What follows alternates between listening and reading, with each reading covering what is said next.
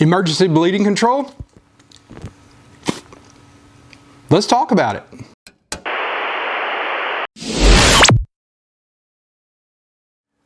Welcome back. We're covering emergency bleeding control today. Specifically, we're handling junctional injuries.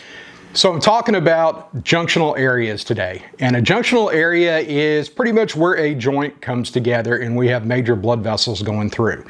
The point in the massive bleeding that we're going to work with on this is the fact that we can't get a tourniquet up high enough to be able to occlude the massive bleeding.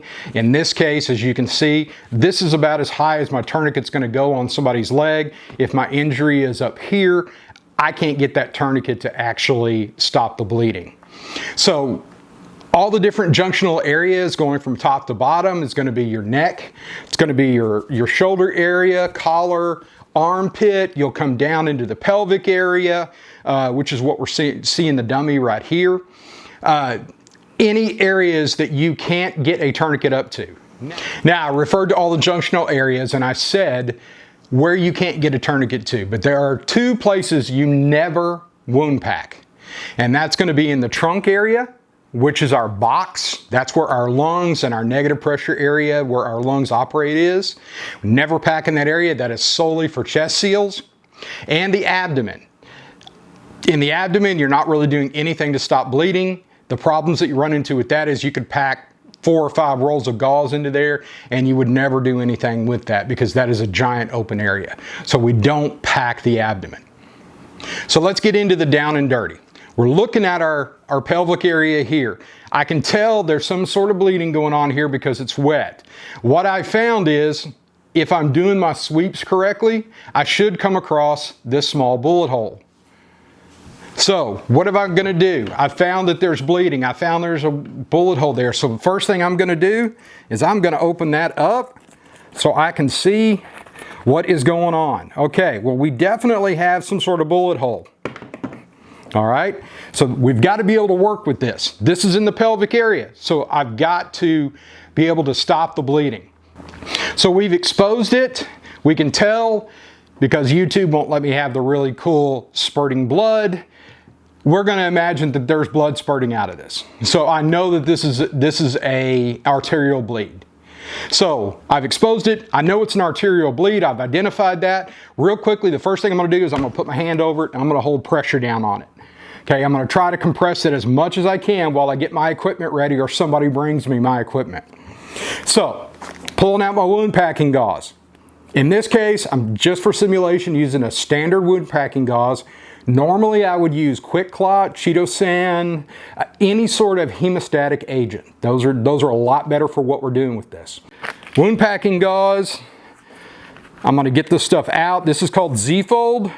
So I've got my hand on it. First thing I'm going to do is I'm going to wad this up. I'm going to make me a little ball. And then the first thing I'm going to do is I'm going to jam that ball down in there and then hold my finger down on the bottom of that and continue to hold pressure on it. And then all I'm going to do is I'm going to alternate placing pressure and packing this gauze down in there. So as I'm packing the gauze, I'm getting as much pressure in there as I can to try to occlude that bleed. Now, I've got as much gauze as I can get in there. What am I going to do? I'm going to bring out what's left. I'm going to turn it into its own ball up here on the top. I'm going to put a pressure bandage over the top of it. That pressure bandage with this ball is going to press down on that. That's going to help me hold pressure. That's only if I have to get up and move. Normal operation is going to be complete the packing, get your extra on top, hold pressure for 3 minutes, and give it an opportunity for it to actually clot. The thing to remember for this type of injury is that the definitive care for it is surgery, not what we're doing. All we're doing is being able to keep them alive until they get to the hospital and a surgeon takes over. So that was a quick video on wound packing today. Remember that the first thing we're going to start with is being able to identify it. We're going to get direct pressure on it. If it's my knee, if it's my hand, whatever I need to, I'm going to hold pressure on it while I get my wound packing gauze ready. I'm then going to pack the wound. Once the wound is packed, I'm going to hold down for 3 minutes. if I have that option. If I don't have that option and it's some sort of situation that prevents me, I can't stay with the patient, I've got to move to another one, I'm going to secure a pressure dressing. Once the pressure dressing is down, that's going to apply our needed pressure. Now don't ever forget, if there are bystanders or somebody that can help out, have them hold that 3 minutes of pressure. Whatever you need to do to be able to save that person's life, get them to the hospital so that a surgeon can take care of them. Thanks for watching the video. Just want to plug our merch. You can go to our Etsy store and pick up reference cards that will give you all sorts of information on everything we've talked about in previous videos. More will be released soon as we release more videos. If you have any questions, leave them in the comments. Thanks again for watching. Thanks for watching. If you want to support the channel, like, subscribe, share our content, and let us know what you think in the comments.